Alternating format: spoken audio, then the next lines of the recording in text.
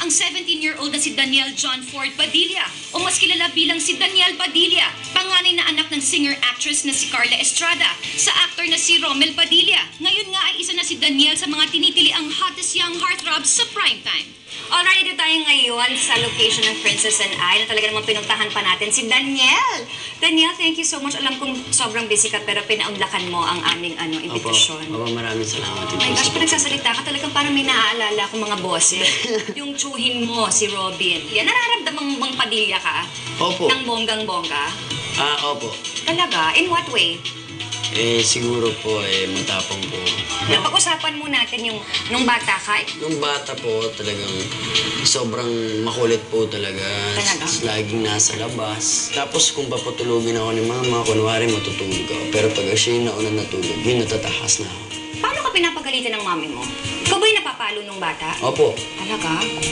Pero doon na Umiiyak po ka? ako nagsisimula. Opo. Ano namang klase kang anak? Siguro makulit na anak. Pero sumusunod naman. So paano yun? Okay naman kayo na mami mo na gano'n? O makulit din siya? Alam ko makulit din ng mami mo eh. Makulit po si mama sobra eh. Oo. Sa kanya ko po naman eh. Ikaw ba pinapagalitan madalas ng daddy mo or mami mo? Si Papa po hindi naman. Saktong pagsasabihan naman po, pero pagalitan hindi. Kasi pag nagsalita na po si Papa, ayaw mo nang magkaroon ng sunod po eh. Ang mami mo, kung magalit pa paano? Siya ba yung madadak? Maingay po si Mama pag nagagalit. Naku, Kaya ayoko nagagalit. ayaw mo nagagalit. Ayaw. Papa mo naman, malumanay lang. Kakausapin ka. Titignan ka na nun, tapos parang gagato na. Pag yung lips niya gumanon, Oo. nababalas. Na-nervousin ka na dapat. Kung paano siya disiplinahin ng kanyang mga magulang ay ganun din daw si Daniel sa mga nakababata niyang kapatid na sina Jose Carlito, Margaret Fiona at Carmela.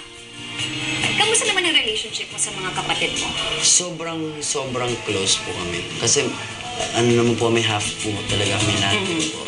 Pero pag kami na magkakasama, parang walang half-half eh. Oo, Para oo. sa amin pagtingin. Pag kapatid. Stricto ka bang kuya? Nanindisiplina po. Okay. Nagsasabihan ko po. Pero ayoko lang ng masyadong makukulit siya. He tells us what to do.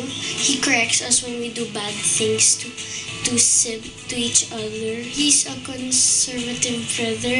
When you wear short skirts, you have to wear shorts. He wants us to act like a proper girl, not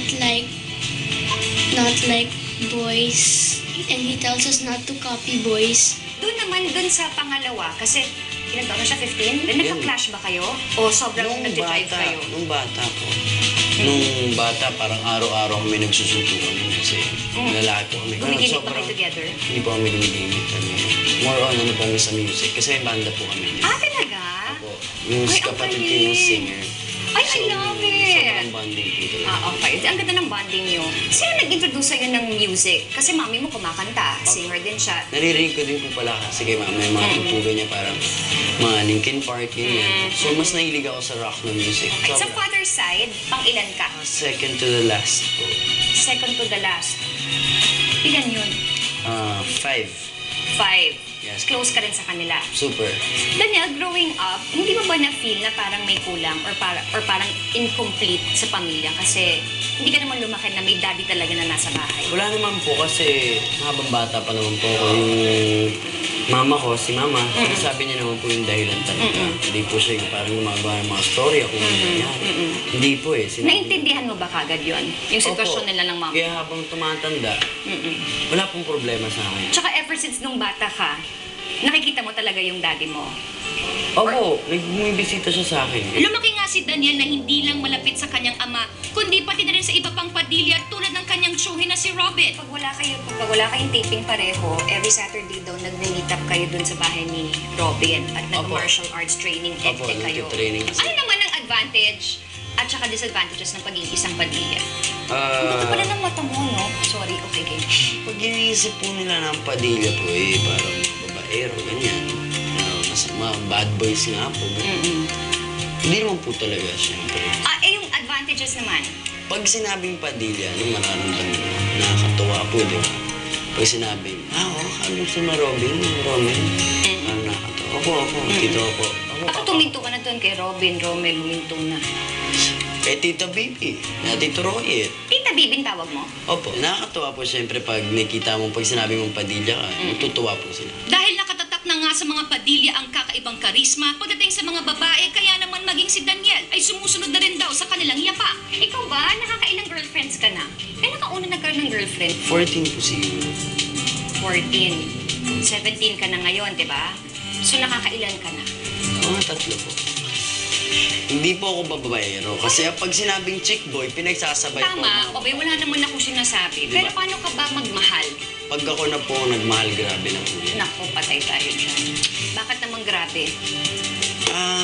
Siguro. Sweet ka ba? Sobra po. Talaga? Very showy ka? Gusto ko pong pinapakita sa kanya na importante siya sa akin. Very vocal ka na ang mga crush mo ay si Christine Reyes. Gusto mo rin daw type mo rin daw si Mariel. True? Dati po, hindi pa po Ay, sila hindi pa rin. nagkikita. Oh my gosh, Padilla nga kayo, pareho kayo ng mga type. Alam ba ng tito mo yon na type mo, na crush mo si Mariel dati? Ayoko na po sabihin. Ay, sana hindi siya nanonood ngayon. Kaya gusto mo ng older women or nagkakataon lang? Hindi naman po.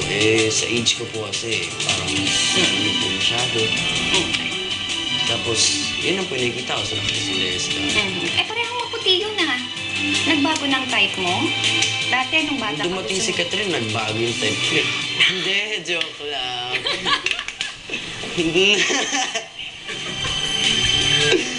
Diyos ko, Robin, my gosh. Parang ikaw ang kausap ko dati. As a boyfriend, seloso ka. Sobra.